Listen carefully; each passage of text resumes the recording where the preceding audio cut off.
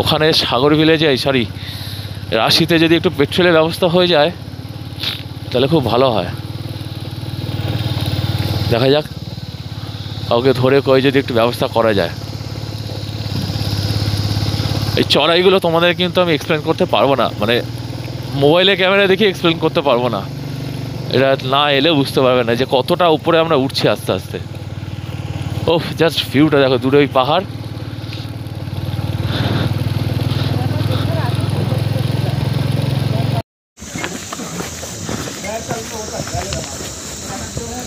হর হর মহাদেব।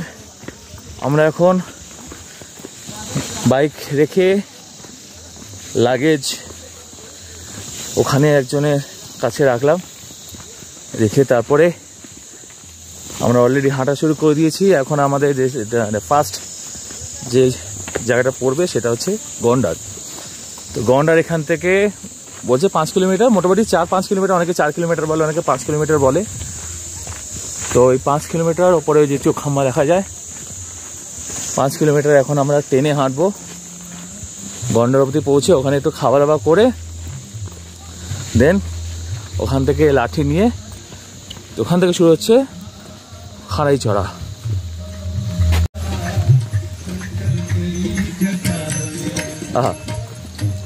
তো বস একটাই কথা বলার, ডিউরিং মদমহেশ্বর এই অবধি যতটুকু এলাম একটাই কথা বলবো,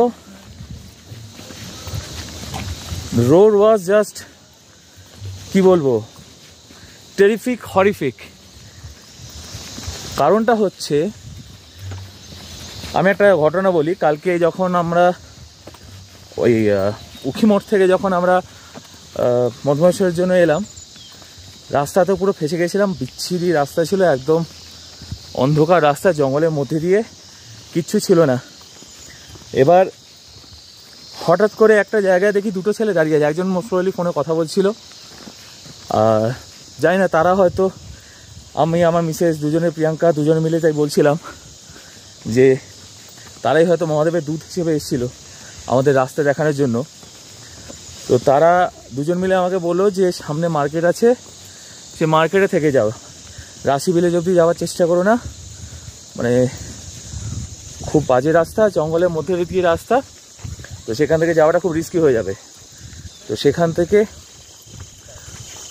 যাওয়া ওই শুনে তারপর তো একটু ভয় লেগেছিল, কেননা যতই হোক আমি আমার মিসেস দুজনে বাইকে করে আসছি, আর ওই রাত্রেবেলায় ঘন জঙ্গলের মধ্যে দিয়ে খুব বাজে রাস্তা ছিল, খুব বাজে রাস্তা মিন্স ওই সিচুয়েশানটা খুব খারাপ ছিল।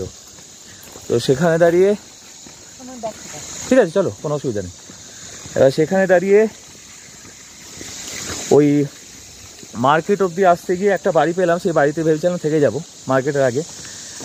তো মার্কেট থেকে 500 মিটার আগে দেখা হয়েছিল ছেলে দুটোর সাথে। এবারে সেখানে দাঁড়িয়ে যখন আমরা ওখান থেকে দুজনের সাথে ওই বাড়িতে কথা বললাম, উনি বললেন যে মার্কেটে নাকি স্টে অপশন নেই এখন এত রাত্রেবেলায়। রাত মিন্স তখন ওই 8:30 মতন বাজে হয়তো। তো তারাই আবার ফোন টোন করে কিছু একটা ব্যবস্থা করে দিল, সেখানে গিয়ে মনসুনা গ্রামে থেকে গেলাম। এবার যদি মনসুনা গ্রাম ছেড়ে বেরিয়ে আসতাম, তারপরে যে জঙ্গলের রাস্তাটা ছিল সেই রাস্তাটা বলার মতন না, সেটা তো ভিডিওতে রয়েছে, নতুন করে বলার কিছু নেই। যে ঘন জঙ্গলের রাস্তা, সেই রাস্তায় একবার ফেসে গেলে কিন্তু আর মানে মাঝখানে কোনো স্টে অপশন পেতাম না। ওই মনসুন আর রাশির মাঝখানে কনস্ট্রাকশনের কাজ চলছে অনেক জায়গায়। একটা দেখলাম ভারত সেবাশ্রমের কনস্ট্রাকশন শুরু হয়নি, বাট ওই যেখানে হবে সেই জায়গাটা ফাঁকা পড়ে আছে। কিন্তু দিনের বেলায় যে জিনিসটা এক্সপিরিয়েন্স করলাম, রাত্রেবেলা ওটা খুব বাজে ছিল আর খুব বাজে হতো। তো যারা মদমহেশ্বর রুদ্রনাথে আসতে চাইছো, তো একটাই কথা বলবো যে আর যাই করো না কেন, অন্ধকার হয়ে যাবার পরে ভুলেও এসব রাস্তায় আসার চেষ্টা করো না। যদি স্টে অপশন পাও সেখানে থেকে যাবে, আর ভুলেও এখানে এই জঙ্গলের রাস্তায় অন্ধকার হওয়ার পর কোনোভাবেই যেন ভুলেও না এসো। চলো চলতে থাকি, যেতে থাকি, যেতে যেতে এরকম কিছু এক্সপিরিয়েন্স শেয়ার করব, ফুটেজ নিয়ে আস্তে আস্তে সেগুলোকে যখন ছাড়বো তখন দেখবে সবাই। চলো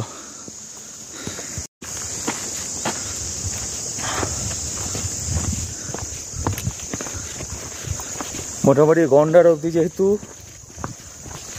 আমাদের নামতে হবে, তো আমরা যতটা পারছি ট্রেনে হাঁটার চেষ্টা করব, যাতে 4-5 কিলোমিটারটা আমরা within a short time, within a short period আমরা পৌঁছে যেতে পারি।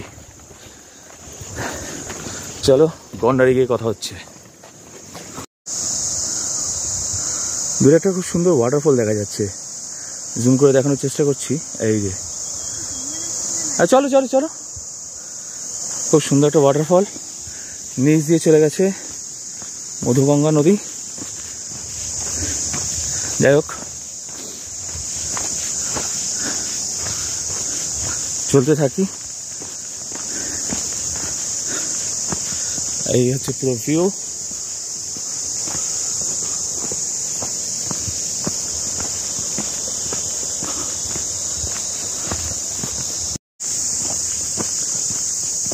সামনে লেখা শ্রীমদ মহেশ্বর প্যাডেল মার্গ।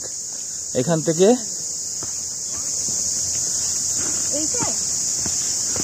না না, ও আচ্ছা, এটা গন্ডার। গন্ডার ভিলেজ আছে, গন্ডার ভিলেজ আছে নিচে। ও ये रास्ता, हाँ हाँ हाँ, ओके ओके, धन्यवाद।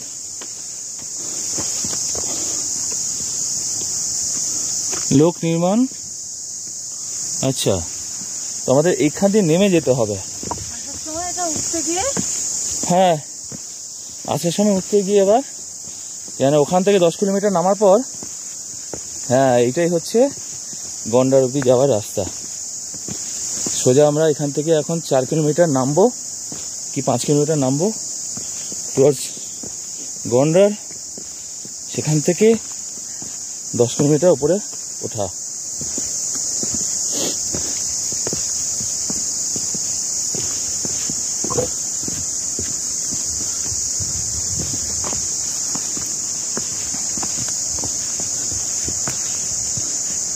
পুরো ঘন জঙ্গলের মধ্যে দিয়ে রাস্তা।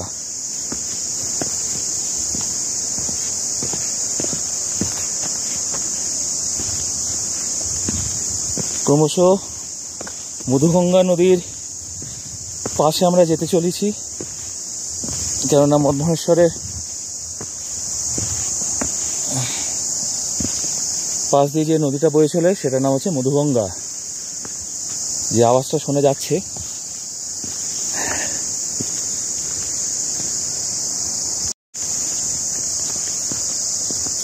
আমরা কিন্তু অ্যাকচুয়ালি জঙ্গলের মধ্যে দিয়ে হাঁটছি। পুরোটাই কিন্তু জঙ্গল, পুরো গভীর জঙ্গল কিন্তু। তো এই ট্রেকটা আর রুদ্রনাথ ট্রেক রাত্রেবেলা কিন্তু করাই যাবে না। আমরা কেদারনাথ থেকে যখন নেমেছিলাম পুরো রাত্রেবেলা, সারা রাত ধরে নেমেছিলাম, বাট এখানে কিন্তু সেই অপরচুনিটিটুকুও কেউ পাবে না।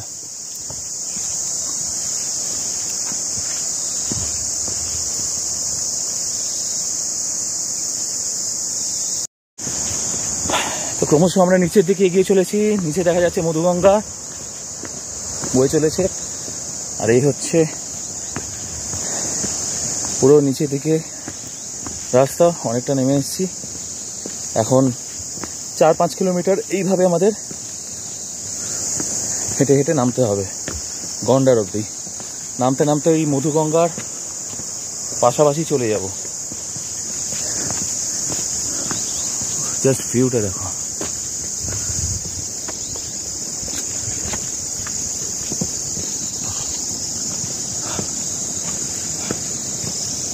এই হচ্ছে পুরো রাস্তা, পুরো হেঁটে হেঁটে নিচে নামতে হবে।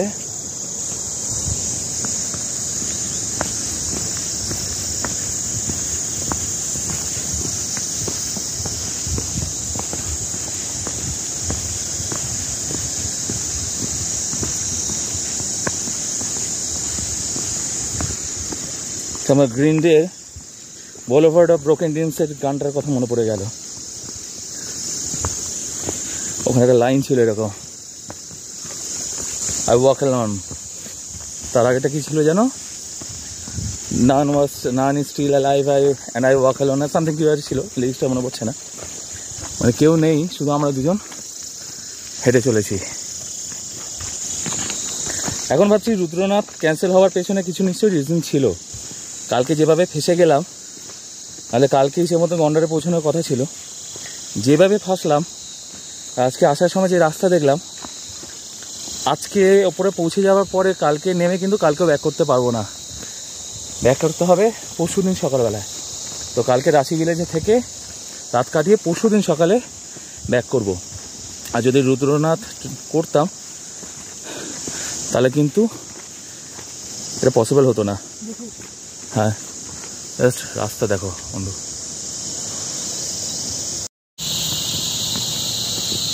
পুরো ঘন জঙ্গলের মধ্যে দিয়ে হেঁটে চলেছি। বাহ,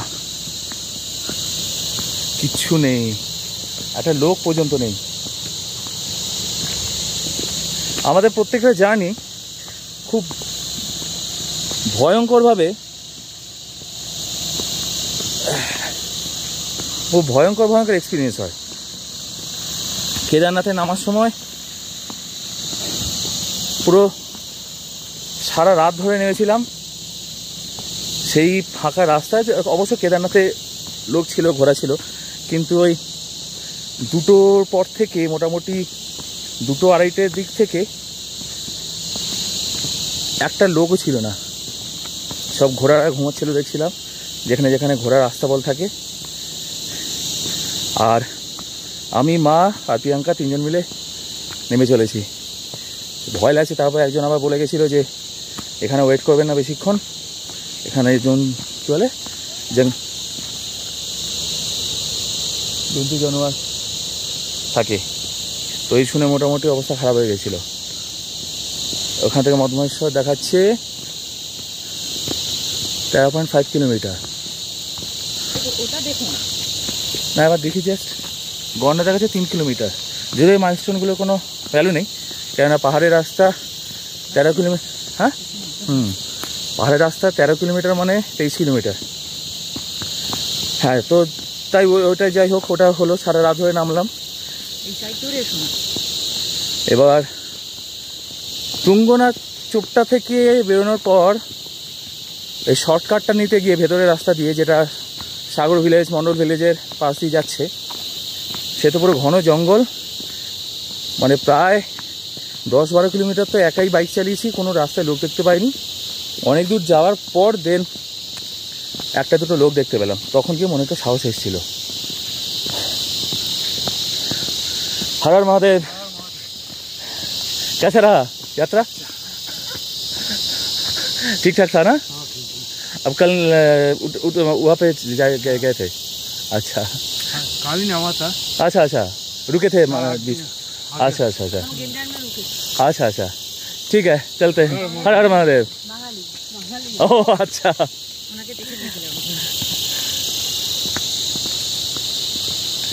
চলার পথে বাঙালি দেখতে পারলেও মনে জোর আছে। এবার দেখতে পাচ্ছি। হর হর মহাদেব।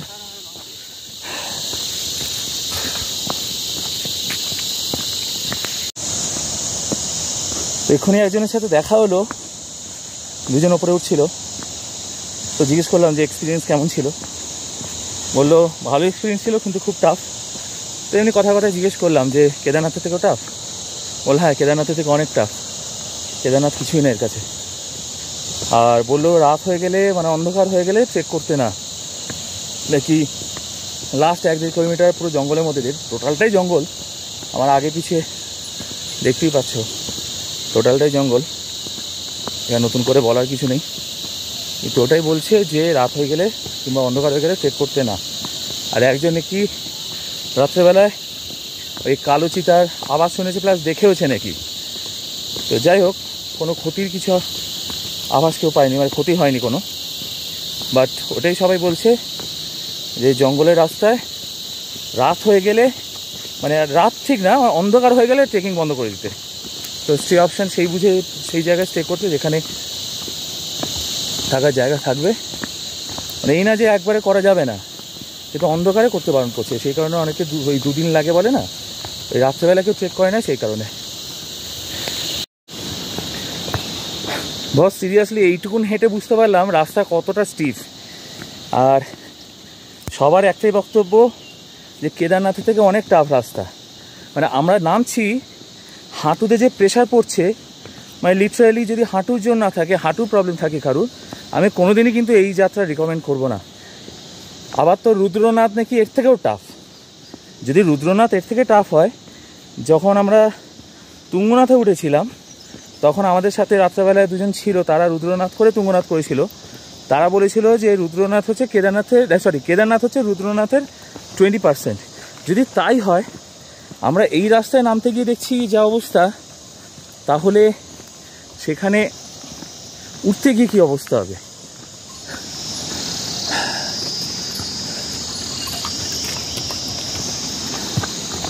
আস্তে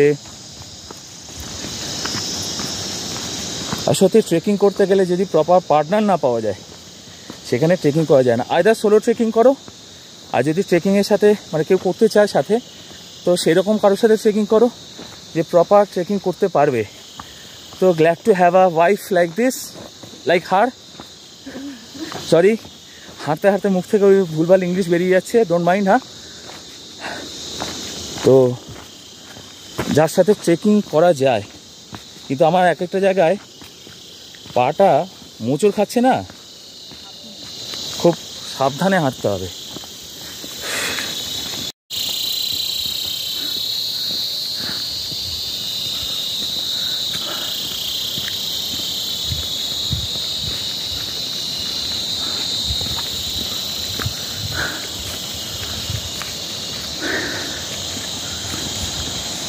এখন 4 কিলোমিটার নামতেই অবস্থা হচ্ছে। স্টিফনেসটা ক্যামেরায় দেখাতে পারবো না বস, কিন্তু এই স্টিফনেস আমি কেদারনাথে পাইনি। টু বি অনেস্ট, কেদারনাথ আমার ফার্স্ট পাহাড় চড়া ছিল, এখানে খুব পা চিপে চিপে হাঁটতে হয়। নজর হাঁটি তো দুর্ঘটনা ঘাটি। যাই হোক, আমি হাঁটি, পরে ভিডিও করছি। এই দেখা যায় একটা ওয়াটারফল, এখান থেকে দেখাচ্ছে গন্ডার 2.2 কিলোমিটার, আর মনমাংস হচ্ছে 12 কিলোমিটার। দেখা যাক একবার উঠতে পারি কি না, না উঠলেও আশ্বাস নেই।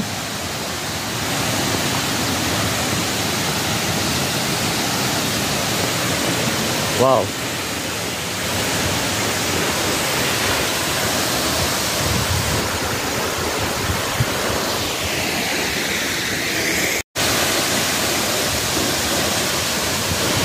চলার পথে এগুলোই হচ্ছে ক্লান্তি নিবারণের ওষুধ।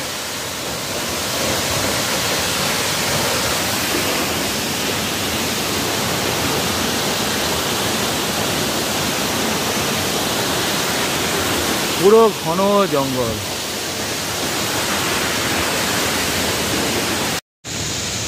Now my lady is running and I am walking.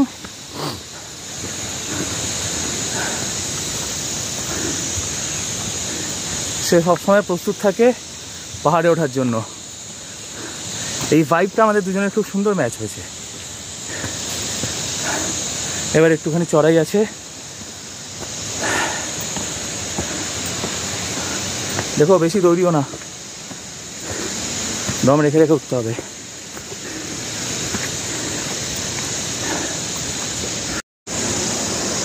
এই সামনে দেখতে পাচ্ছ মধুগঙ্গা নদী বয়ে চলেছে, আর এই পুরো পাহাড়, পাহাড় বলা ভুল, পর্বত।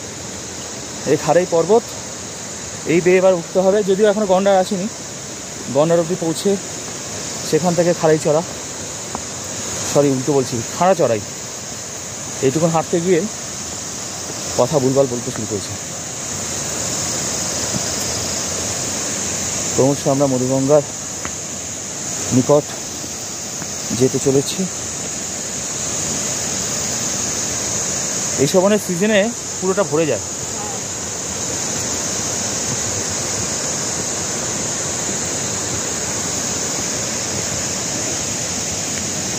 এতক্ষণ অবধি যে এক্সপিরিয়েন্সটা হলো নামার সময়, খুবই স্টিফ, আর নামছি বলে কিছু মনে হচ্ছে না। আর এই চড়াটা যখন 10 কিলোমিটার কি 12 কিলোমিটার উঠতে হবে, তখনই স্টিফনেসটা বোঝা যাবে। দেখো পুরো জঙ্গল, শুধু গ্রিন আর গ্রিন চারিদিকে। না একটা সোডার দোকান আছে, না কোনো স্যুপের দোকান আছে, এই স্যুপ বলছি কি বলে, ওই লেবু জলের দোকান আছে, কিচ্ছু নেই। শুধু জঙ্গলের মাঝে রাস্তা দিয়ে দুজনে হেঁটে চলেছি, আর সামনে দিয়ে মধুগঙ্গা বয়ে চলেছে। তো একজন ম্যাডামের সাথে দেখা হলো, উনি একটু আশ্বাস দিলেন যে 8 অবধি পৌঁছে যাব। এখন দেখা যাক, ইচ্ছা তো আছে সন্ধ্যের মধ্যে পৌঁছে যাওয়া, যদি যেতে পারি খুব ভালো। অনেকে বলছে অন্ধকারে স্টে করতে না, স্টে অপশন থেকে স্টে করে যেতে। দেখা যাক। এখন গন্ডার এখান থেকে 1.750 কিলোমিটার, আর মদমহেশ্বর 12.5 কিলোমিটার। জাস্ট ভিউটা দেখো, স্টিভনেসটা দেখো।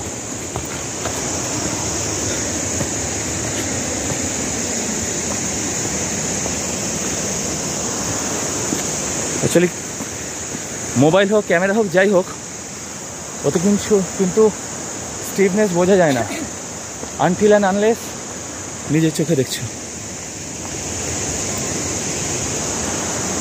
এখন কিছুটা উপরে উঠতে হচ্ছে, এবার আবার নামবো। এখান থেকে একটু স্টিভ চড়াই আছে, মনে হচ্ছে ওপর দিকে মোস্ট প্রবলি আবার নামতে হবে। দেখা যাক।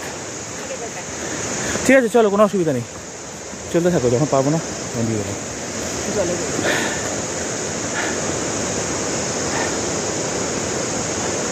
তো বলো, এতক্ষণ অবধি এক্সপিরিয়েন্স কেমন ছিল? এখন অবধি ভালো। দেখা যাক কি হয়। 8 অবধি যদি পৌঁছে যেতে পারি খুব ভালো। একটু ভিউটা দেখাই।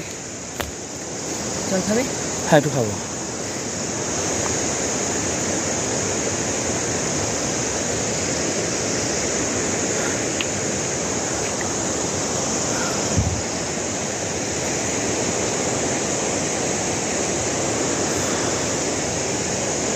আর ওই নিচ দিয়ে গেছে মধুগঙ্গা নদী।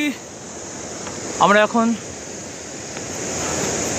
চড়ার দিকে উঠছি, অনেকটা উপরে উঠতে হবে, সামনে দেখা যাচ্ছে। সেখান থেকে মোস্ট প্রবাবলি আবার নামতে হবে। আমার কোনো মাইক নেই, কিছু নেই, জাস্ট নিজের জন্য করছি। কেননা এইসব যা জায়গায় অ্যাটলিস্ট মধ্যমহেশ্বর, যেটাকে বাংলায় বলে, হিন্দিতে মদমহেশ্বর বলে, এই জায়গা বয়সকালে আসতে পারবে না। এবার দেখা যেতে পারে হয়তো 10-15 বছর পর কেদারনাথের মতন সুন্দর রাস্তা হয়ে গেল, কিন্তু তখন হয়তো এই ন্যাচারাল ভিউটা থাকবে না, যেটা আমরা এখন দেখার সৌভাগ্য অর্জন করছি। হয়তো এই গাছপালাও থাকবে না, হয়তো এই গ্রিনারিজও থাকবে না, যেরকম কেদারনাথে খুবই কম, নেই বললেই চলে। কেন এত কনস্ট্রাকশন হচ্ছে, এত টেন্ট হচ্ছে, প্রত্যেকটা মোড় মোড়ে সবাই বসছে, দোকানপাট হচ্ছে। ঠিক আছে, ভালো। কেননা কোনো একটা ট্যুরিস্ট স্পট যদি পপুলারিটি পায়, পাহাড়ি মানুষরাও তাদের ঘর সংসার চলবে, এটাও যেরকম সত্য, সেরকম ডেভেলপমেন্ট করতে গিয়ে প্রাকৃতিক সৌন্দর্যটাকে নষ্ট করাটা, এটাও কিন্তু একটা ব্যাড সাইন। যেটা আমরা যারা নেচার লাভার বলি, ওয়েদার সো কল্ড আর জেনুইন, আমাদের কিন্তু সো কল্ড হলে জানি না, আমরা যারা জেনুইন নেচার লাভার, আমাদের কিন্তু জিনিসটা মোটেই ভালো লাগে না। অলরেডি দম ফোলা শুরু হয়ে গেছে। এই যে স্টিফনেস দেখতে পাচ্ছ ওপরে, চলো। এখানে কিছুটা দূর একটু খাড়াই কম, চড়াইটা একটু কম আছে, বাট মাঝখানে যে স্টিফনেসটা ক্রস করে এলাম ওটার থেকে একটু কম। এইখানে আবার একটুখানি স্টিভ আছে, নিচ থেকে নদী বয়ে চলেছে। হ্যাঁ হ্যাঁ, চলেছে, আমরাও চলবো। আহা, এই জঙ্গলের মধ্যে দিয়ে চলার মাঝখানে এই যে ওই ঝিঝি পোকার ডাক, কিছু তিতির পাখি না কি পাখি বলে, ওইরকম কিছু একটা পাখি হবে, ওরকমই ডাক লাগলো। এগুলো খুব একটা রিল্যাক্সেশনের কাজ করে। আমি যেরকম বিং আ মিউজিশিয়ান, মানে মিউজিক করি প্রফেশনালি না, প্যাশনেটলি করি, শেখাই, তো সেখানে দাঁড়িয়ে আমি জানি সাউন্ডের ভ্যালুটা কী। হ্যাঁ, এটা তো ফ্যাক্ট। এখন কত রকম এরকম, হ্যাঁ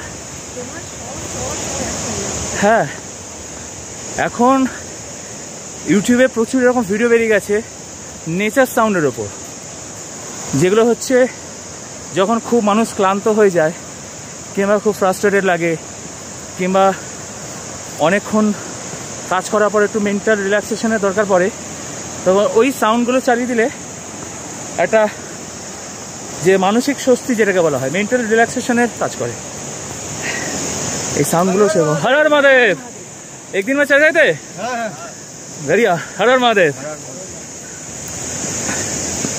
চলো, এরা একদিনে চলে গেছে, এদের কথা শুনলেও একটু মনে জোর আসছে। এই স্টিফনেসটা দেখো, হ্যাঁ নামার সময় হাঁটুতে খুব প্রেশার পড়বে। ব্যাপার হচ্ছে এখান থেকে নামার পর আবার ওদিকে যে ওঠাটা,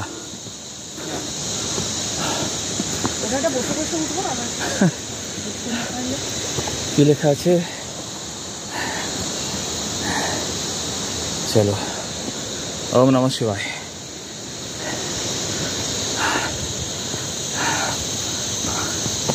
সত্যি যারা এখানে ট্রেকিংয়ের জন্য আসে, বলে ট্রেকিংয়ের জন্য আসছি, শুধু তারা ট্রেকিংয়ের জন্য আসে না। হ্যাঁ,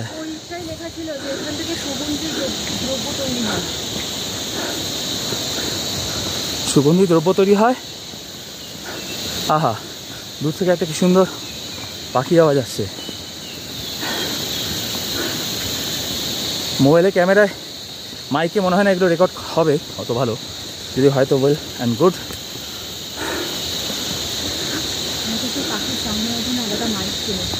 হ্যাঁ হ্যাঁ,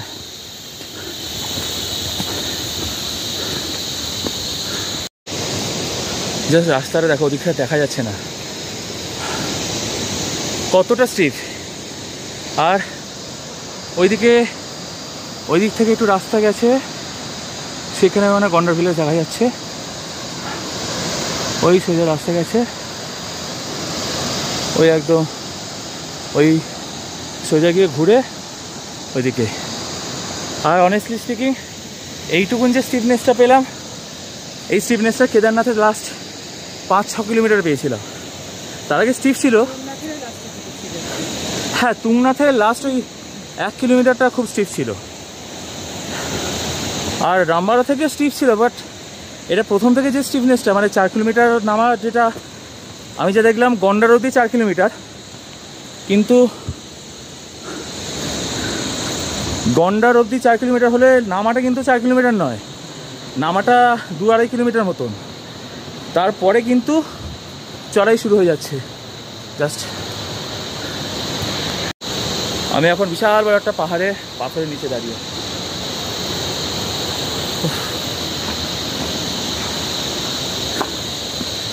তো গন্ডার অবধি 4 কিলোমিটার কি 4.5 কিলোমিটার বলছে, বাট গন্ডার অবধি কিন্তু নিচে নামাটা অনেক আগে শেষ হয়ে গেছে অলরেডি।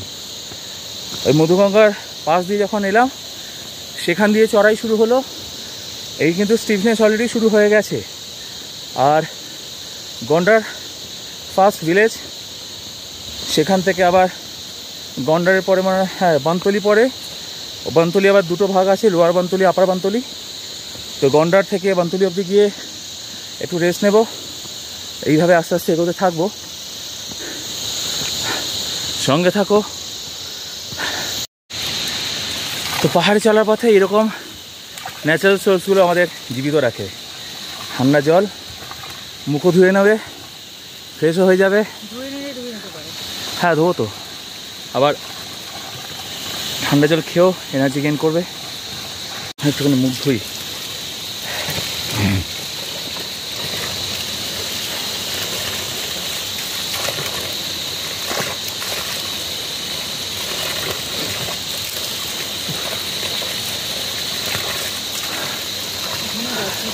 খুব সুন্দর।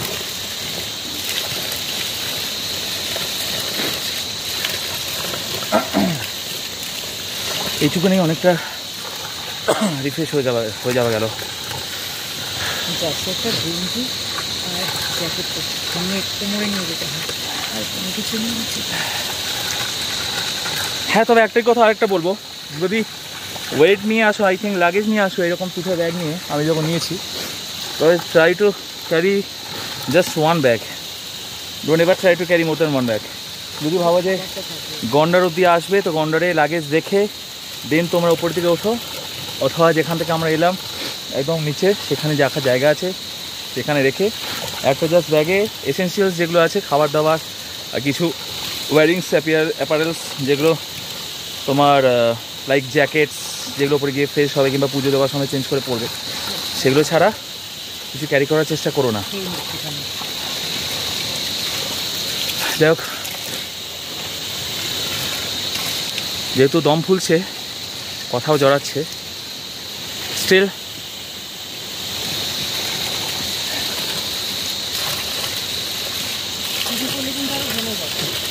এটা ধাম হবে। টুপিটা রেখে দাও।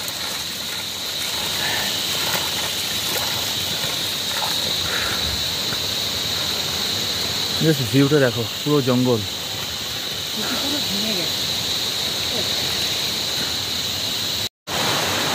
এইখান থেকে একটা ওয়াটারফলস, আর এই পুলটা ক্রস করছি।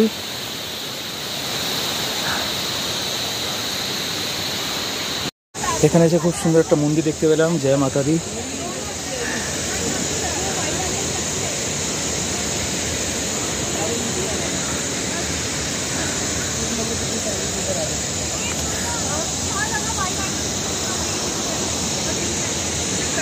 ওর চাঁদ দেখা যাচ্ছে।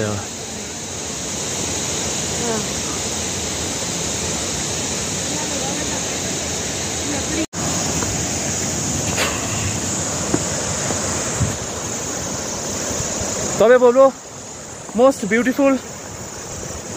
Beautiful trek.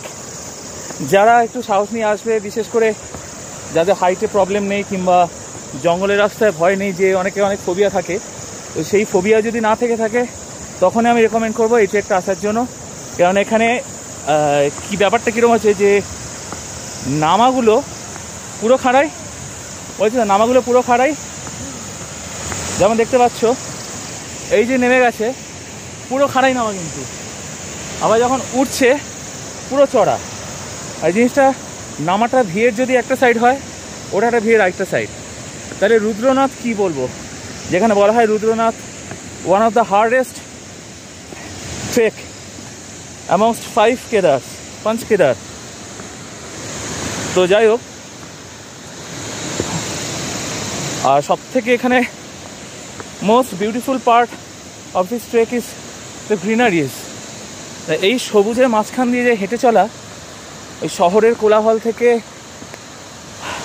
লোকজনের ঘ্যান ঘ্যান থেকে, গাড়ির আওয়াজ থেকে মুক্ত হয়ে এইখানে এই পরিবেশে যে হাঁটা, আর এখানে হাঁটার পর তো মাইন্ডটাই ফ্রেশ হয়ে গেল। হ্যাঁ সত্যি মাইন্ডটা রিফ্রেশ হয়ে গেল একদম। সব থেকে বড় কথা এই সাউন্ডটা না, এই যে ঝর্ণার আওয়াজ, এই পাখির ডাক, এই যে নেচার সাউন্ড যেটাকে বলা হয়, ন্যাচারাল সাউন্ড, এখন যেটাকে খুব মিউজিক্যাল ইমপ্লিমেন্ট করা হয় ভিডিও বানিয়ে ইউটিউবে রিল্যাক্সেশনের জন্য, এইখানে এই সাউন্ডটাই যেন পুরো মাইন্ডটাকে রিফ্রেশ করে দেবে। ওই যে নেমে এলাম ওখান দিয়ে, আবার এখান দিয়ে গিয়ে উঠতে হবে। চলো এই পুলটা ক্রস করে এই পাহাড় থেকে এবার ওই পাহাড়ে যাব। শুধু পাহাড়ের পর পাহাড়, পাহাড়ের পর পাহাড়। যেমনটা বলছিলাম, যখন নামছে পুরো ভিয়ের মতন, আবার যখন উঠছে ভিয়ের মতন। এই যে রাস্তাটা, এই জায়গাটা, এটা পুরো কিন্তু 45 ডিগ্রি তো স্টিফনেস হবেই। হ্যাঁ 45 ডিগ্রি হবে, মানে আমরা যে পা যে দেখাচ্ছি পুরো এইরকমভাবে পাটাকে রাখছি।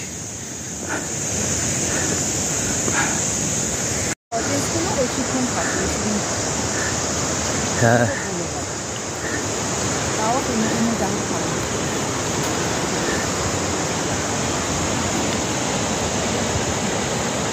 নিচ থেকে বয়ে চলেছে আমাদের মধুগঙ্গা নদী।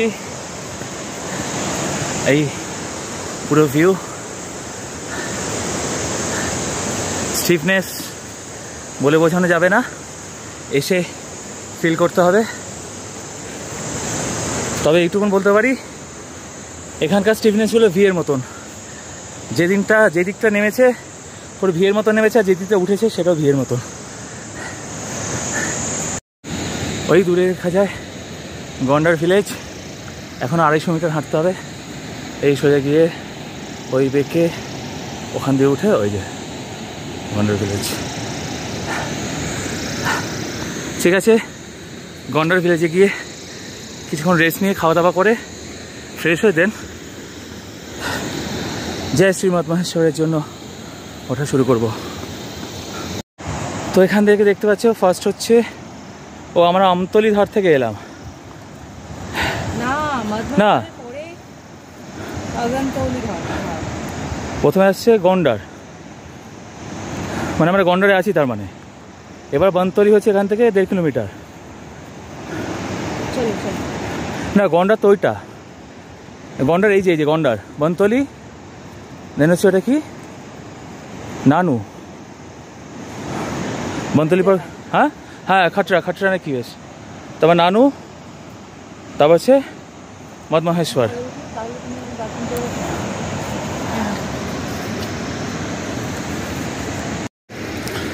এই হচ্ছে আমাদের গন্ডার ভিলেজ। সামনে দেখা যায় শ্রী মদমহেশ্বর, মানে মধ্যমহেশ্বর যাকে বাংলায় বলা হয়। 10.250 কিলোমিটার, গন্ডার 00 কিলোমিটার। মোটামুটি 4-5 কিলোমিটার আমরা 1.5 ঘন্টার মধ্যে উঠে এলাম। দেখা যাক, এরপরে আসবে বনতলি, তারপর খাটরা, তারপর নানু। নেটটা অফ রাখলাম, তো এখানে গন্ডারে বসে আপাতত আমরা একটু রুটি সবজি খাই। এতক্ষণ অবধি ঠিকঠাক চললো না তো, মোটামুটি गंडार अवधि हमरा अमतोली धार। ओ भैया जिस जगह से हम लोग आए उस जगह का नाम अमतोली धार है, हम जहाँ से स्टार्ट किया ट्रेक। अच्छा, তাহলে আমতলি ধার থেকে আমরা গন্ডার অবধি পৌঁছলাম, মোটামুটি 1.5 ঘন্টা পৌঁছে গেছি, 4-5 কিলোমিটার। এবার রয়েছে 10.5 কিলোমিটার মতো, দেখা যাক কি হয়। এখানে টিফিন করে এই টিফিন করে তারপর আমরা হাঁটা শুরু করবো। চলো খেয়ে নিই, তারপর কথা হচ্ছে। সো গন্ডার থেকে আমরা খাওয়া দাওয়া করে এখন বনতলির দিকে হেঁটে চলেছি। 1.5 কিলোমিটার রাস্তা এখান থেকে বনতলি। তো অনেকে বললো যে আমরা আমতলি ধার, মানে যেখান থেকে অ্যাকচুয়ালি আমরা ট্রেক স্টার্ট করেছিলাম সেই জায়গাটার নাম হচ্ছে আমতলি ধার। তো আমতলি ধার থেকে গন্ডার অবধি আমাদের আসতে সময় লেগেছিলো 1.5 ঘন্টা। তো ওরা বললো খুব ভালো, আমরা নাকি এসেছি ঠিকঠাক টাইম মতন এসেছি, যদি এইভাবে হাঁটতে থাকি তাহলে আরতির আগে পৌঁছে যাব। সেভাবে আমরা হাঁটা শুরু করেছি। তো গন্ডারে যেখানে খাওয়া দাওয়া করলাম, মোটামুটি 3টে রুটি আলুর তরকারি 160 টাকা নিল, রিজনেবল দুজনে মিলিয়ে, মানে পার হেড 80 করে। ওখানে হোমস্টে অপশানও আছে। আর ওখান থেকেই আমাদের ওপরে টেন্ট বুক করে নিলাম, যেখানে 1 রাতের জন্য 1000 টাকা পড়বে। আর ওখানে 500 টাকা অ্যাডভান্স করলাম, ওখানে গিয়ে 500 টাকা অ্যাডভান্স করতে হবে, ওখানে বলে দেবে। তো ফার্স্ট টাইম টেন্টে থাকবো, টেন্টের একটা এক্সপিরিয়েন্স। না কেদারনাথে যেটা ছিলাম ওটা ডরমিটরি, পার্সোনাল টেন্ট ছিল না, এটা হবে পার্সোনাল টেন্ট।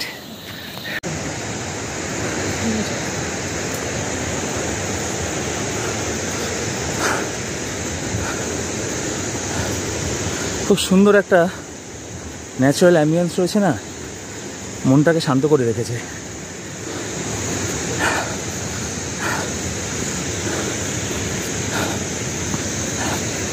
শ্বাস ফুলছে, তবে এবারে যতটা পারবো বসার কিংবা ওয়েট করার প্রয়াসটা কম থাকবে, হাঁটাটা বেশি করব। তুঙ্গনাথে যেটা করেছিলাম, এখানে একটু প্লেন।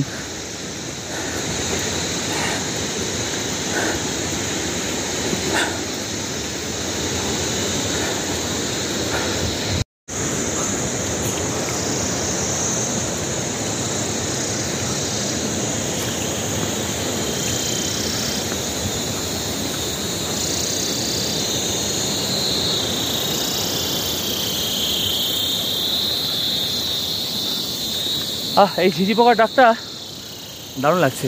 ঝিঝি পোকাই তো ওরকমই তো লাগছে। এখন সবাই বলবে মা আমি ঝিঝি পোকার সাউন্ডও চিনি না। আমরা দুজনই মোটামুটি অক্ষয় কুমারের মতন ট্র্যাক স্যুট গুটিয়ে নিয়েছি। অবশ্য অক্ষয় কুমারের একটা পা ফুল থাকে, একটা পা হাফ থাকে। আমরা অবশ্য দুটো পা ফুল করে নিয়েছি।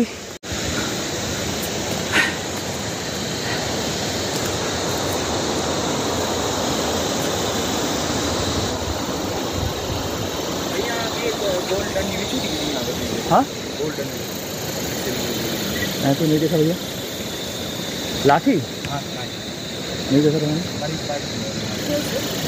গোল লাঠি কিছু দেখতে পেয়েছো? তো দেখতে পাচ্ছ এখানে কিন্তু মোটামুটি ঘোড়া খচ্চর অ্যাভেলেবেল আছে। তো যারা চাও যে ঘোড়া খচ্চরে আসতে পারো, কিন্তু it's two risky for this kind of road, this kind of ups and down road. তো রাস্তাটা দেখলে বুঝতে পারবে। এটা তো তাও প্লেন সারফেস।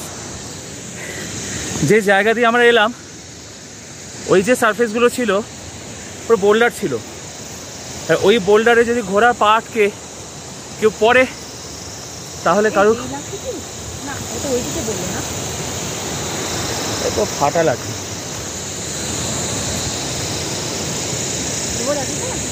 তুমি নিলে নাও, আমি নেবো না। তো এখান থেকে না নিলে না, একটা সাপোর্টের জন্য রাখো, রেখে দাও। হ্যাঁ রেখে দাও, ঠিক আছে।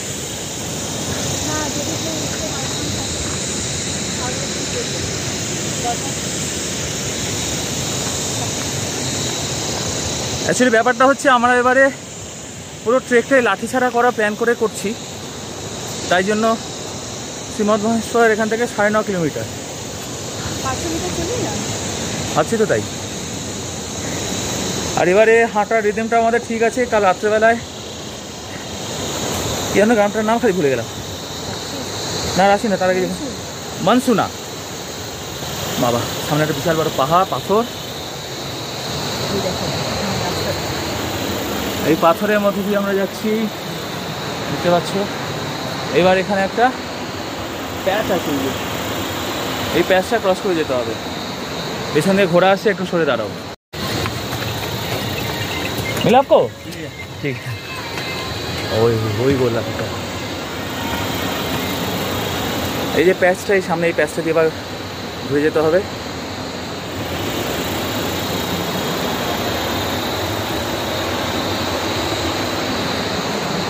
তো মোটামুটি এরপরে যে গ্রাম আছে সেটা হচ্ছে বনতলি দুটো ভাগ। হ্যাঁ একটা লোয়ার বনতলি, আপার বনতলি। তো ওটা খুব একটা বেশি ডিস্টেন্সে নেই। ওখানে যাই, ওখানে গিয়ে 2 মিনিট বসে তারপর মানে খটরা বলে জায়গাটার নাম। খটরা মাথায় থাকে না, যতটুকু মাথায় রাখতে পারি আর কি। এইখানটা মোটামুটি রাস্তাটা একটু প্লেন আছে। এবার এই সব রাস্তায় যদি ঘোড়ার পা আটকে যায় কিংবা হুমড়ি খায়, তাহলে এই যে পাশে দেখতে পাচ্ছ, আর এই হচ্ছে রাস্তার কন্ডিশন।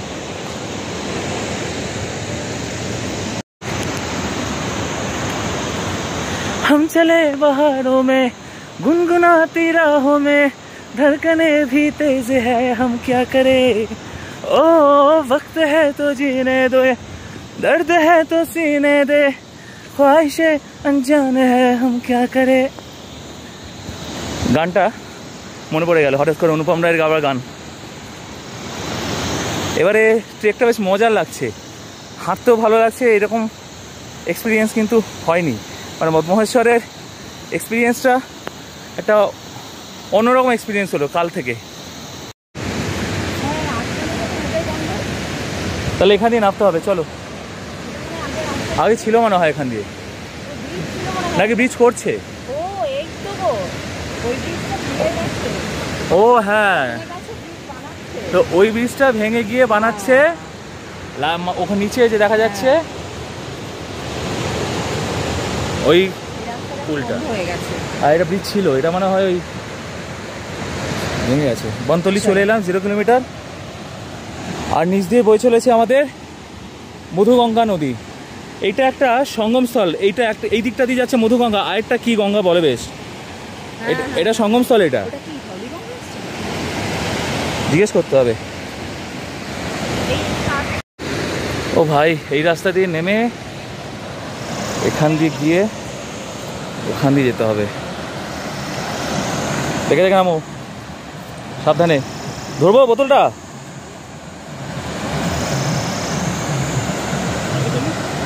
চলো চলো।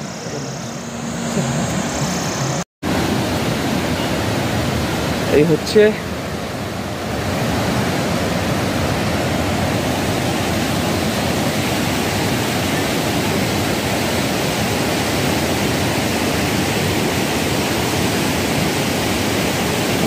ভাই, পুলটা কাঁপছে।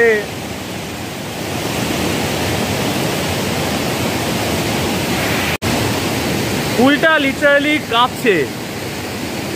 ওই ব্রিজটা ভেঙে গিয়ে এটা জাস্ট একটা হ্যান্ডমেড ব্রিজ বলা যেতে পারে। এই যেটা ক্রস করে এলাম, আর এই হচ্ছে মধুগঙ্গা নদী।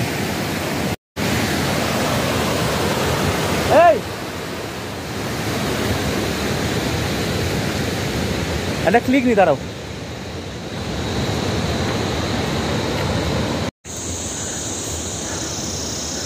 এই হচ্ছে রাস্তা। আমরা এই বনতলি থেকে এবার আপার বনতলি থেকে যাব।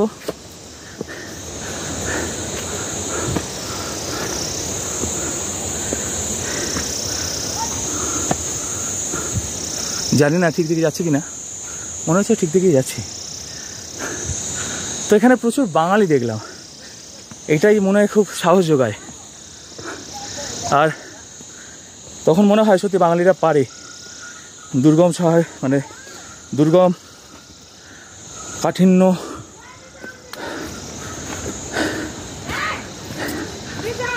প্রতিকূলতার সাথে লড়াই করতে বাঙালিরাই পারে।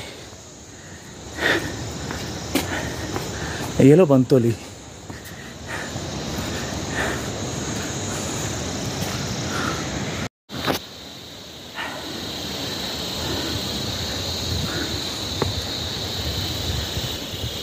এই জিনিসগুলো কিন্তু ক্লান্তিটাকে আসতে দিচ্ছে না। এই ফুল, গাছটা কিসের গাছ বোঝা যাচ্ছে না। গাছের সামনের অংশটা সবুজ আর পেছনের অংশটা সাদা। হ্যাঁ, পাতাগুলো প্রত্যেকটা সামনের ইয়েগুলো সবুজ, পেছনের গুলো সাদা। তো আমরা এগিয়ে চলেছি আপার বনতলির দিকে। আপার বনতলি পরে আসবে খাট্টেরা, তারপর নানু, তারপর কুলচাট্টি, দেখতে হবে।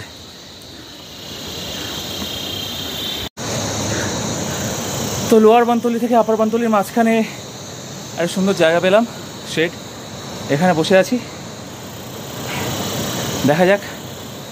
অনেকে বলছে অন্তলিঘাট থেকে লোয়ার বনতলি অবধি যতদূর যে টাইমের মধ্যে পৌঁছালাম, যদি ওই টাইমের মধ্যে মানে ওই রিদিমটা কভার করতে পারি, ওই রিদিমে যদি হাঁটাটা রাখতে পারি, তাহলে আরতির আগে পৌঁছে যাব। হ্যাঁ, দেখা যাক কতদূর হয়। 8:30টায় হাঁটা শুরু করেছিলাম, 8:30টার একটু আগে, 8:15 দিকে অন্তলিঘাট থেকে। এখন 11টা বাজেনি, আপার বনতলির দিকে পৌঁছে গেছি বলতে গেলে। প্রায় এই ওপরটাতেই মনে হচ্ছে আপার বনতলি। তো দেখা যাক এরপরে 7-8 কিলোমিটার থাকবে, 8 কিলোমিটার মতন থাকবে। দেখা যাক যদি তার মধ্যে 6টার আগে কভার করতে পারি কি না, লেটস সি। তো মোটামুটি এবার একটু দৌড়াদৌড়ি করেছিলাম বলে পায়ের জোরটা আছে। আর আমার মিসেস তো ডেলি প্রচুর হাঁটাহাঁটি করে বাই ডিফল্ট, তাই জন্য ও এমনি হাঁটতে পারে, ও পাহাড়ে অসুবিধা হয় না। ঠিক আছে, দেখা যাক কতক্ষণে পৌঁছই।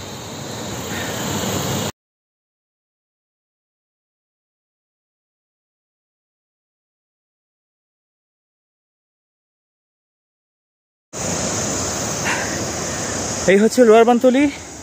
এখান থেকে আমরা এইরকম একটা জায়গায় বসেছিলাম। ওইটা মনে হয়। দিয়ে ওখান থেকে রাস্তাটা এই স্টিভ হয়ে এখানে এসে এবার এই যে যাচ্ছে, প্রচণ্ড স্টিভ। এটা মানে আপার বানতলি এলাম মনে হয়। 2-4 মিনিট করে হাঁটো, 30 সেকেন্ড কি 1 মিনিট একটু দাঁড়িয়ে জিরিয়ে নাও, আবার হাঁটো। রাস্তা খুব steep.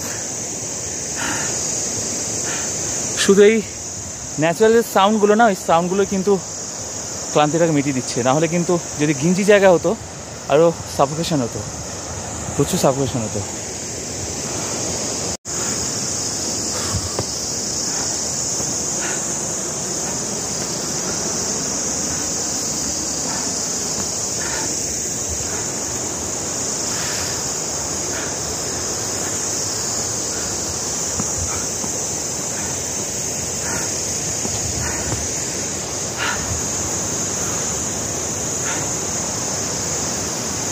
Look at the view, man.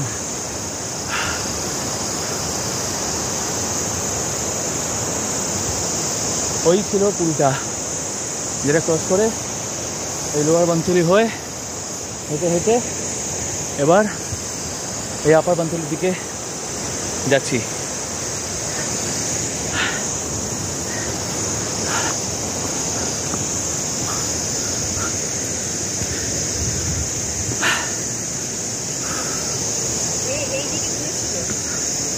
পছন্দের একটা প্রাণী, আয় দেখি আদর করি। আয় আয়, ও বাবা রে, ও বাবা, ও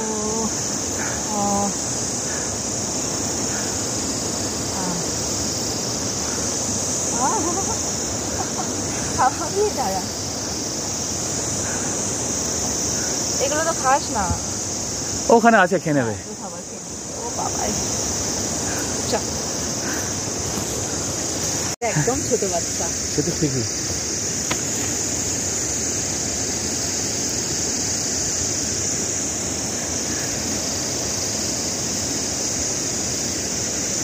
তোরা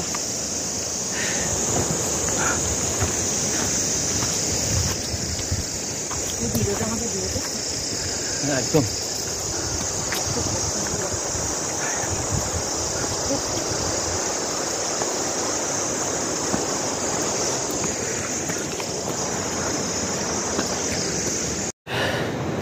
তো এখন আমরা আছি আপার বানতলি। এখানে আমরা খাচ্ছি এখন লিচির ওই শরবত। মেন যেটা দরকার পড়ে বডিকে ডিহাইড্রেট রাখা। যদি বডি না ডিহাইড্রেট থাকে তাহলে কিন্তু খুব মুশকিল। 8:30 থেকে বেরিয়ে এখন 11টা বাজে আপার বানতলি অবধি চলে এসেছি। আর প্রথমে যেখানে টিফিন করলাম, ব্রেকফাস্ট করলাম গন্ডর, এতে গন্ডার অনেকে গন্ডর বলে, অনেকে গাউন্ডার বলে, কি জানি না, অনেকে একই রকম অ্যাকসেন্টের উপর ডিপেন্ড করছে। গয়ৌকার, গন্ডার অ্যাকচুয়ালি গন্ডার। তো ওখানে যেরকম স্টে অপশন ছিল মোটামুটি 600 থেকে শুরু, 1000-1200 অব্দি আছে। এখানে আপার বানতলিতে এখানেও নর্মাল যদি রুম নিই তাহলে 700 মতন পড়বে। আর এসি বলছি, ওই গিজার নিয়ে পাখা টাকা সব থাকবে, সব ওয়েল অ্যারেঞ্জড যেরকম থাকে ওইরকম নিলে মোটামুটি 1000-1200 মতন পড়বে। তো এখানে যারা এখানে স্টে করতে চায় ডিউরিং ট্রেকিং, ওঠার সময় হোক নামার সময় হোক, এইসব জায়গায় থাকতে পারে। আর স্টে করাটা আমাদের পছন্দ নয়, তাই জন্য আমরা একেবারেই উঠে যাব। ঠিক আছে, দেখা যাক কত দূর কী যেতে পারি, কতক্ষণে যেতে পারি।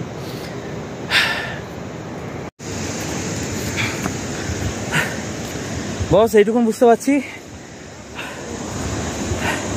মোটামুটি গন্ডার বানতলি অবধি ঠিক ছিল। এবার থেকে যে স্টিফনেসটা হওয়া শুরু হয়েছে, এই উঠে ওই যে ওখান থেকে সোজা ঘুরে গিয়ে তারপর যাবো খাট্টেরা। দম খুলছে, ছোট ছোট স্টেপ নিয়ে এগোতে হচ্ছে, কেননা যে করে হোক আরতি দেখতেই হবে। না হলে এত কষ্টটা আলটিমেটলি বৃথা হয়ে যাবে। আর এখানে প্রথম থেকে যে স্টিফনেসটা কোথাও প্লেন নেই। ওই যে সেই পুলটা ছিল ওইখানটায় ছিল, ওই যে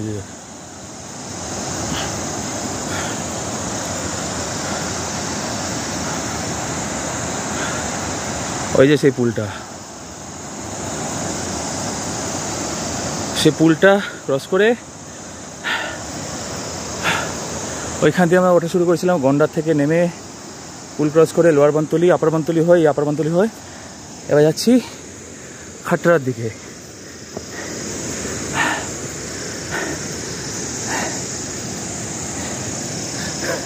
কেমন লাগছে? হাউস দ্য জোস? হাই। হ্যাঁ, ফেরার পর বলবো। আর দূরে ওই যে গ্রিনারিসগুলো, ওদিকে দেবদারু গাছগুলো দাঁড়িয়ে আছে পুরো।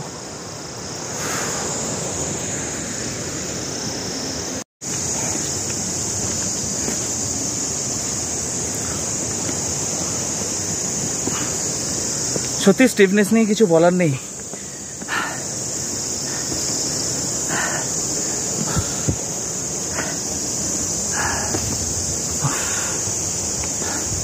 যথেষ্ট স্টিফ, যথেষ্ট। সেই ওখান থেকে লোয়ার বনতলি হয়, আপার বনতলি হয়, ওই দিয়ে হেঁটে উঠেই এটা আবার ওই যে দেখা যাচ্ছে দূরে একটা একজন লোক নামছে নাকি, ওই বলাই বাহুল্য। ওই পাহাড়ের মাথা দেখা যাচ্ছে। হ্যাঁ, বলাই বাহুল্য। এত দূর এলাম, ওই স্টিফনেস যত যাচ্ছে আরো বাড়ছে। আর বলে রাখি, যারা ভাবো প্রচুর জিম করলে, বডি বিল্ডার হলে ভালো ট্রেকিং করতে পারবে, এই কনসেপ্টটা কিন্তু ভুল। এর জন্য প্রচুর কি বলে ওটাকে, সেলফ কনফিডেন্ট লাগবে। হ্যাঁ,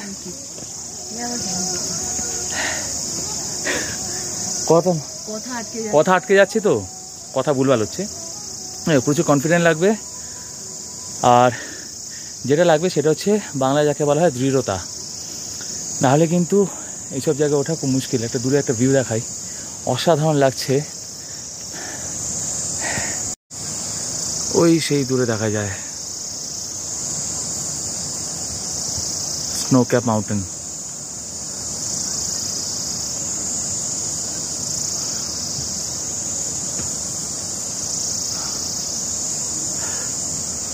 আস্তে আস্তে মেঘ করে আসছে, ওদিকটা গেলে কালো হয়ে আছে, এর উপরটাও কালো হয়ে আছে।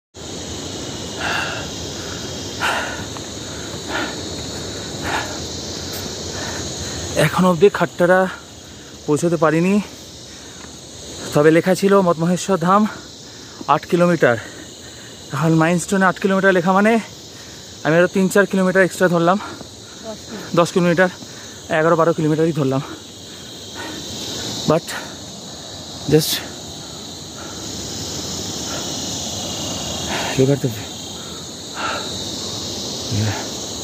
এটা কি এখান থেকে এইটা উঠেছে, এই বেড়াটা?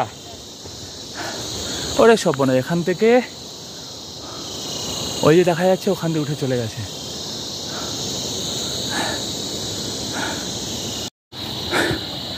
তো যেমনটি দেখতে পাচ্ছ ভাইয়াগণ, পুরো আমরা কিন্তু জঙ্গলের মধ্যে দিয়ে ট্রেক করছি। এখানে কিন্তু কোনো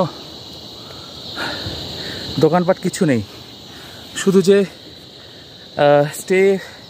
কি বলবো, ওই স্টেইং অপশান যে জায়গাগুলো আছে, লাইক বনতলি, গন্ডার, ওইসব জায়গাতে কিন্তু দোকানপাট পাবে। এখানে কিন্তু কিচ্ছু নেই, শুধু জঙ্গল আর জঙ্গল। তো আলো পড়ে যাবার পর, আলো কমে যাবার পর সন্ধ্যেবেলায় ভুলেও এসব রাস্তায় আসার চেষ্টা করো না। এখন যদি আসো, যার যার রেসপন্সিবিলিটি, যার যার নিজের রিস্ক। পাতলা কিন্তু খসখসে একটা এই রোজা ভারী একদম পাতলা পড়ে আছে কিন্তু কিন্তু এটা ট্রেকিং গেঞ্জি নয় না? না, এই জন্য তো কষ্টটা হচ্ছে। ট্রেকিং গেঞ্জি দেখে ঘাম হলেও ঘামটা শুষে না। হ্যাঁ, তা বলো এতক্ষণ অব্দি এক্সপিরিয়েন্স কেমন ছিল? আমার বলার মতন কিছু না, কথা জড়িয়ে যাচ্ছে, আবার ভুলভাল বলবো। কনফিডেন্টের জায়গায় সেলফ কনফিডেন্ট বলবো, তবে কি বলবো, হার্ডশিপের জায়গায় লর্ডশিপ বলে দেবো। বলার আমি কিছু বলছি না। আর আমি বলা পছন্দ করি না, বললে হাঁপিয়ে যাবে। ও কথা বলছি না, বললে হাঁপিয়ে যাবে, চুপচাপ চলো। না, একটু তো বলতেই হবে। তো এখান থেকে মধমহেশ্বর মন্দির বলছে 7.5 কিলোমিটার। আমরা বনতলির কাছে দেখেছিলাম 8 কিলোমিটার। তো আমরা বনতলি থেকে সবাই 500 মিটার এলাম, যাই না, পাহাড়ের রাস্তা মেজার করা মুশকিল। তো যাই হোক, এতক্ষণ অবধি যতদূর এলাম, এক্সপিরিয়েন্স যা হলো, কিছু বলার নেই। যাই হোক, চলতে থাকি, দেখি কতক্ষণে পৌঁছাই। তো আমরা এখন এসে পৌঁছলাম খাট্টারা গ্রাম। এরপরে যেটা দেখাচ্ছে, এখান থেকে নানু হচ্ছে 1.75 কিলোমিটার, মৌখাম্বা 3.375 কিলোমিটার, কুন 4.65 কিলোমিটার, মধমহেশ্বর 7.3 কিলোমিটার। আর এখন একজনের সাথে দেখা হলো, অ্যাজ পার হিজ অপিনিয়ন, যে এইখান থেকে নাকি অ্যাকচুয়াল খাড়াই শুরু, এতক্ষণ নাকি কিছুই ছিল না। নাও লেটস সি কি হয়, দেখা যাক।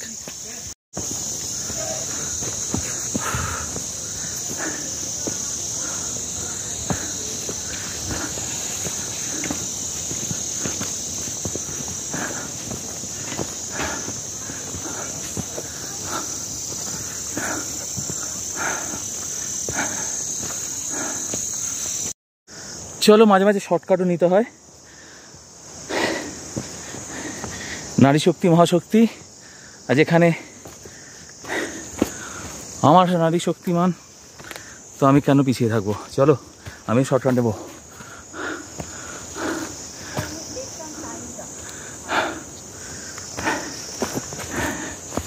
ঠিকই আছে শর্টকাট, খুব কিন্তু মানে ওই স্টিফনেস এই স্টিফনেসের মধ্যে খুব একটা পার্থক্য নেই।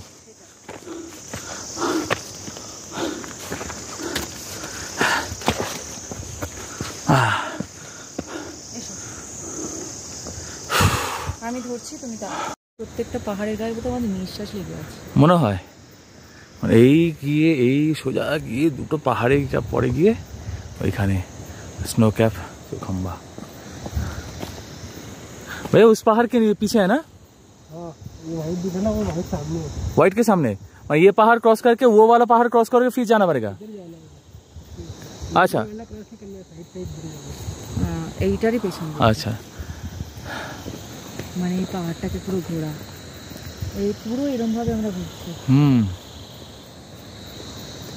চলো।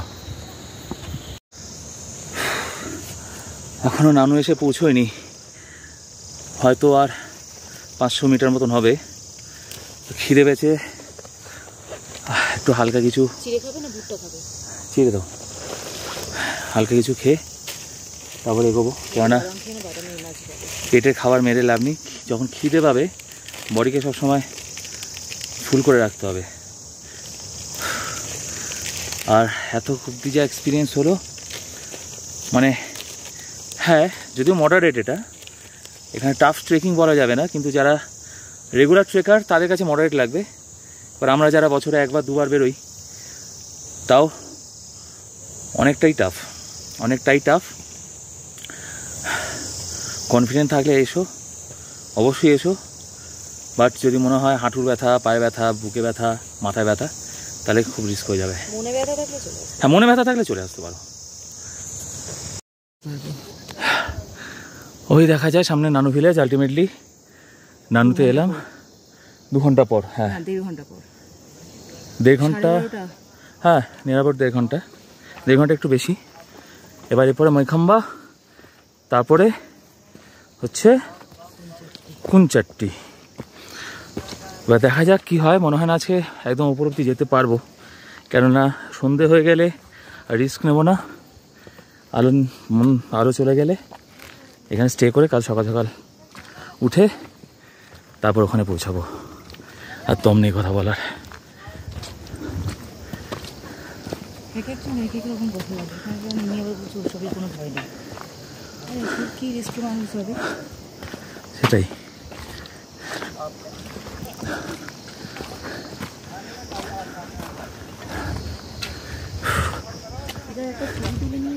কোনটা?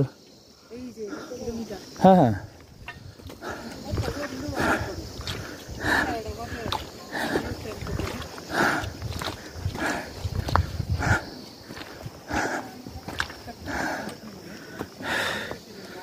এখান থেকে মাইখাম্বা 1.6 কিলোমিটার আর কুঞ্চটি 2.9।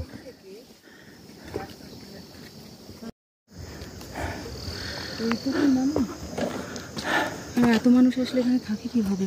হয়তো স্টে অপশন কম, তো এখানকার মানুষরা কিভাবে থাকে সেটাই ভাবছি।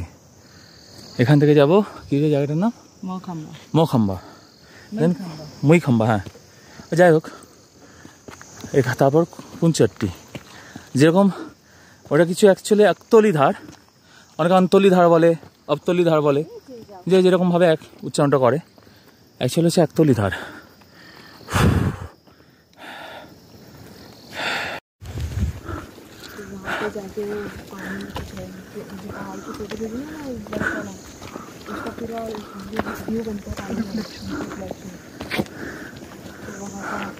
ऊपर गंगा जी का मंदिर भी है।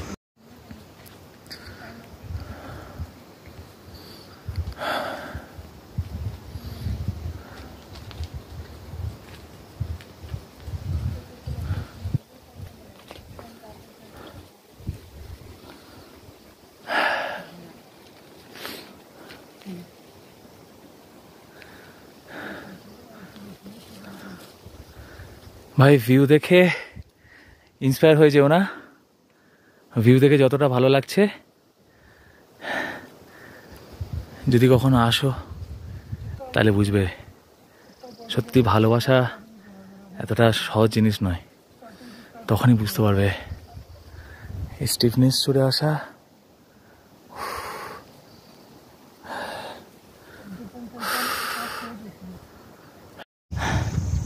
এখন আমরা নানু থেকে মোটামুটি 1 কিলোমিটার উপরে চলে এসেছি।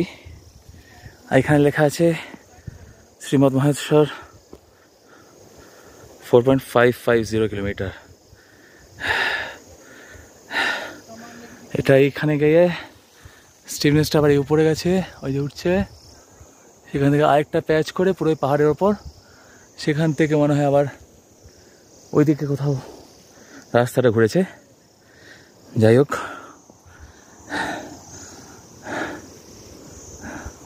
খুব আস্তে আস্তে ছোটো ছোটো করে পা ফেলে হাঁটছি। আর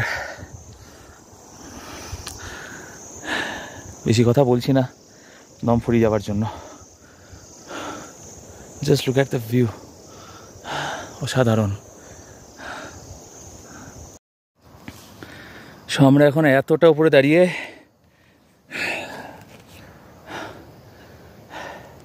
আর আমরা উঠে এলাম সেই ওই যে নদী দেখা যাচ্ছে,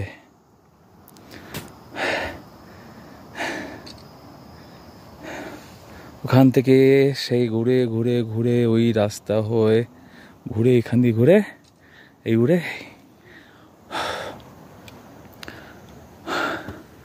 যত উপরে উঠছি পাহাড়ের তত কাছে যাচ্ছি। পাহাড় মিন্স স্নো ক্যাপ মাউন্টেন্সের তত কাছে যাচ্ছি। ওই পাহাড়ের উপর মেঘটা দেখে কি অদ্ভুত লাগছে।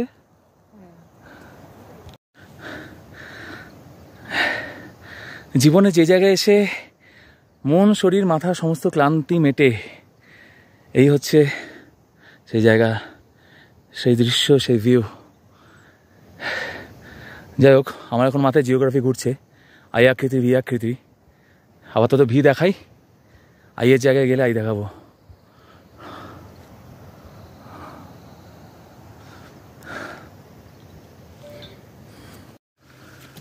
তো এখন আমরা আছি মাইখাম্বা, 1.7 কিলোমিটার ফ্রম নানু। 1.7 ছিল, যাই হোক ওই ডিস্টেন্স থেকে লাভ নেই। এখান থেকে কুঞ্চাটি 1.3, দেন আওয়ার ডেস্টিনেশন মঠমহেশ্বর 4 কিলোমিটার্স। এই হচ্ছে কুঞ্চাটি গ্রাম আর তার ভিউ। ঠান্ডা ঠান্ডা লাগছে একটু। যে চড়াইটা উঠে এলাম, জাস্ট আনবিলিভেবল অ্যান্ড এক্সপ্লেন করে বোঝানো যাবে না। এখান থেকে এখনো সামনে ওই যে রেলিং দেখা যাচ্ছে, ওই রেলিং চড়াই করে দেন ওইখান থেকে অনেকে উঠছে, ওই যে উঠছে, সেখান থেকে আরও এতটা গিয়ে ওইদিকে। অনেক দূর আসার পর দেখতে পেলাম শর্টকাট নেবে না। তার আগে অলরেডি নেওয়া হয়ে গেছে শর্টকাট। শর্টকাট কি এটা শর্টকাট? এখান থেকে মানুষ শর্টকাট নিতে পারে মাউন্টেনিয়ার্সরা বাদ দিয়ে? যা হতেই পারে।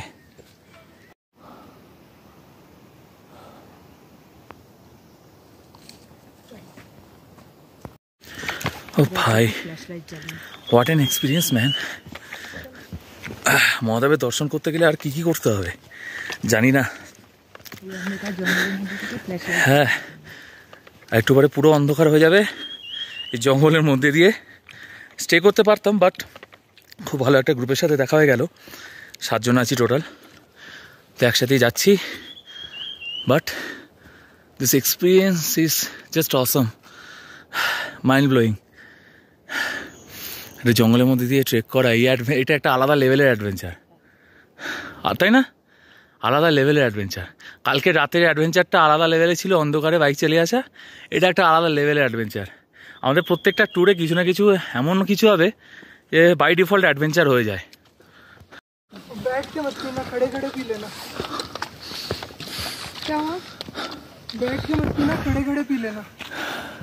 बैठने से पूरी एनर्जी एक साथ बॉडी रेस्ट मोड में आ जाती है।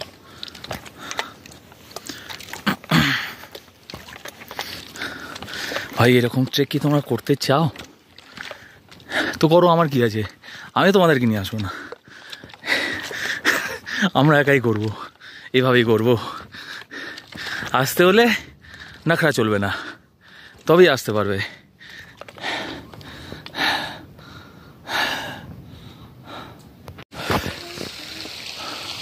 पानी की बोतल भर लेना, ये एक्चुअली हो गए। कितने आप भी पियोगे ना? हाँ हाँ हाँ हाँ हाँ, सब पीऊँगा एक साथ। 5 गिलास होना।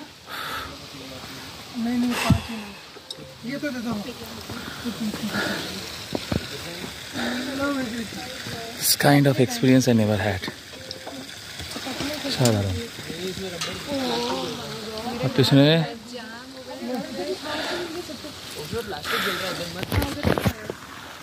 হ্যালো, এরকম এক্সপিরিয়েন্স করবে? আর আমি করবো বারবার। So now this is Kunchatti, 2780 meters.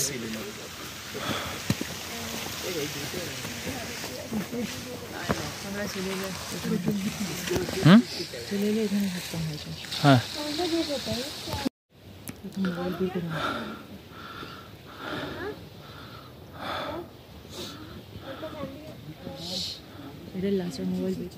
না করবো না ভাই, জাস্ট ভিউটা দেখাও।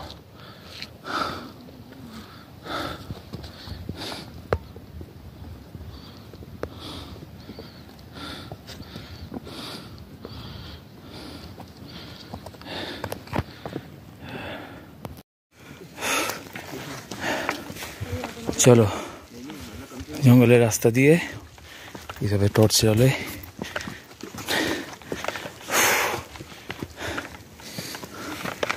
बोर्ड पे लिखा है कुछ नहीं है, चेक कर लिया मैंने, सब मिटाया हुआ है। कवर करते फिर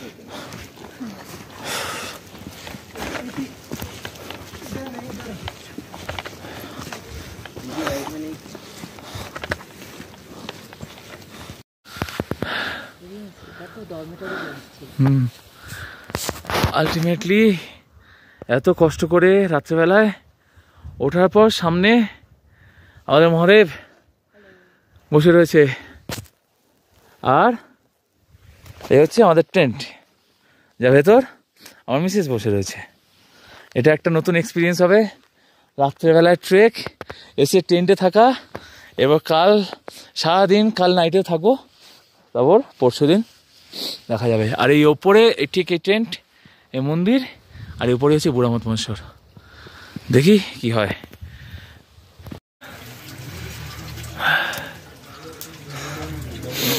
খানা भी जरूरी है। হলো আলটিমেটলি মন্দির দেখে সমস্ত ক্লান্তি দূর।